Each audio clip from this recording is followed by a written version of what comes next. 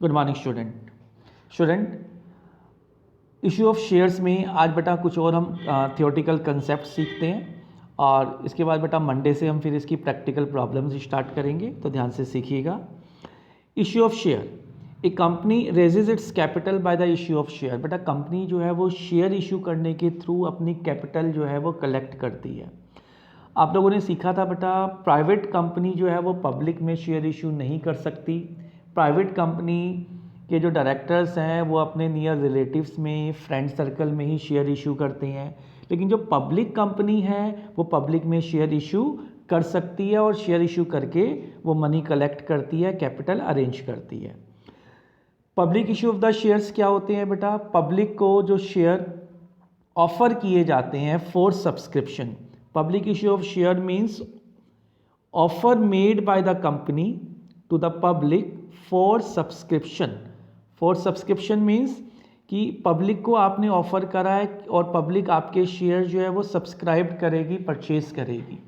तो share issue करने का मतलब हुआ पब्लिक को शेयर ऑफर करना, right.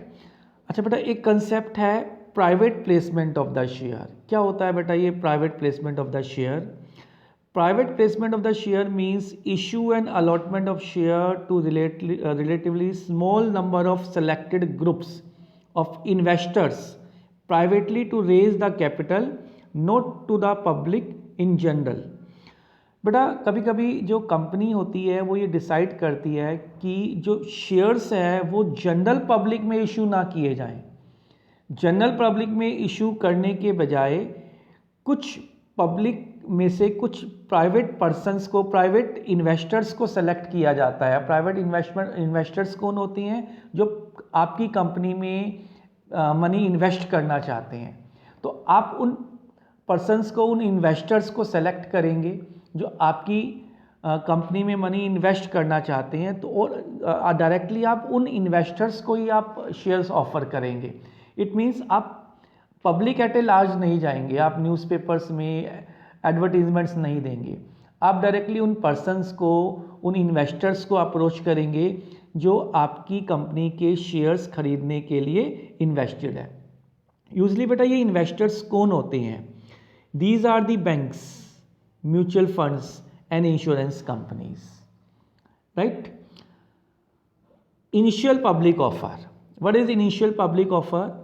Initial public offer means making an offer or invitation to the public in general for the first time to subscribe the shares। बेटा company जो है जब सबसे पहले अपने शेयर मार्केट में ऑफर करती है पब्लिक को, पब्लिक मीन्स कंपनी बनने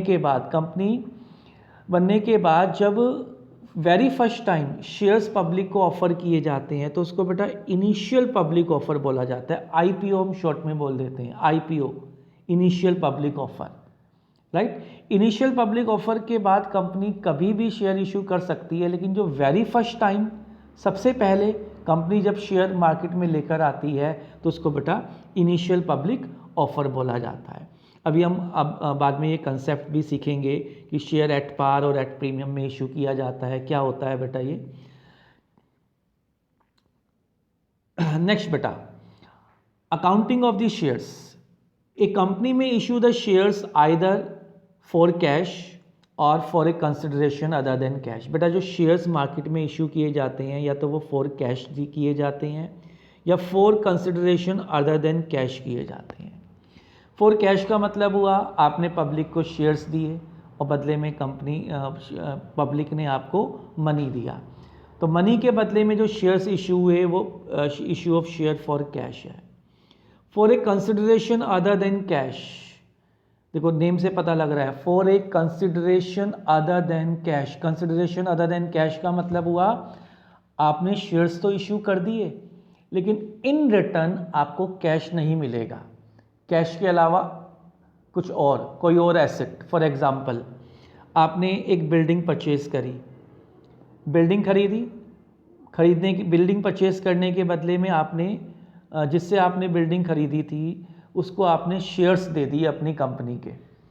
अगर वो शेयर्स खरीदने में इंटरेस्टेड है तो आपने उसको अपनी कंपनी के शेयर्स दे दिए, तो उसको बोला जाएगा इश्यू ऑफ शेयर, देखो शेयर तो आपने दिए है ना, तो शेयर तो इश्यू हो ही गए, तो issue of share for a consideration other than cash, तो आपके पास कैश नहीं आ रहा है, आपके पास बिल्डिंग आ रही है, ठीक है। तो जब कंपनी बेटा कोई एसेट परचेज करती है और एसेट परचेज करने के बदले में शेयर्स इशू कर देती है, तो उसको issue of share other than cash बोला जाता है।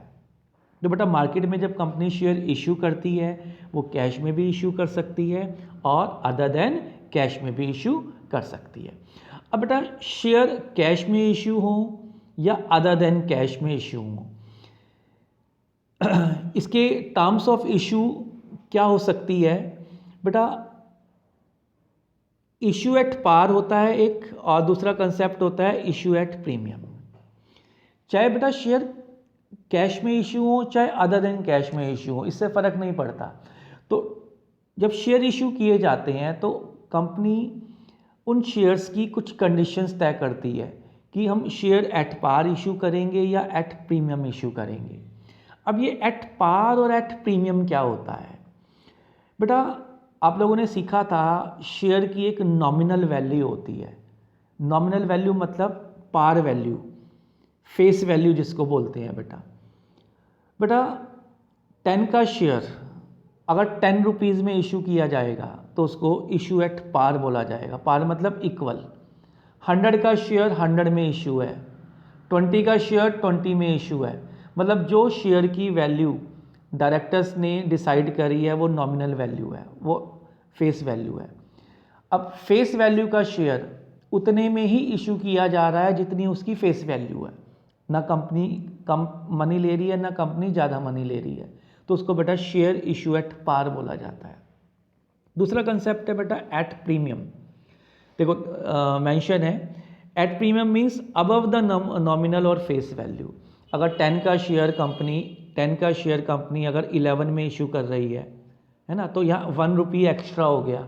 10 का शेयर 11 में इशू हो रहा है तो 1 रुपी एक्स्ट्रा हो गया, तो जो 1 रुपी एक्स्ट्रा है उसको हम प्रीमियम बोलेंगे। प्रीमियम मतलब एक्स्ट्रा, ठीक है। तो नेम से पता लग रहा है यहाँ पर बेटा प्रीमियम का मतलब एक्स्ट्रा। 10 का शेयर 11 में, 12 में, 100 का शेयर 105 में, 110 में, है ना।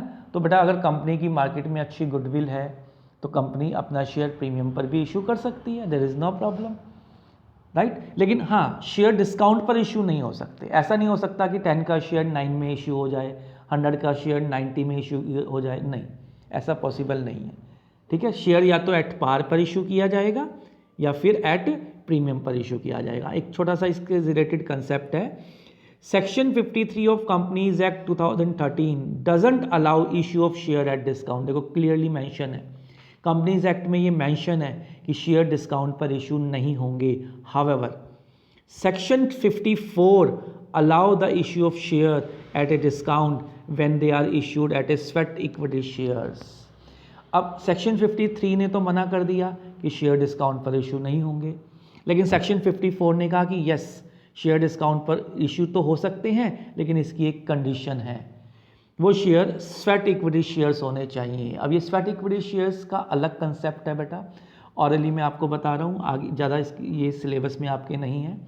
स्वेट इक्विटी शेयर्स बोलते हैं वो शेयर्स जो कंपनी अपने बोर्ड ऑफ डायरेक्टर्स या एम्प्लॉयज़ को इशू करती है एट ए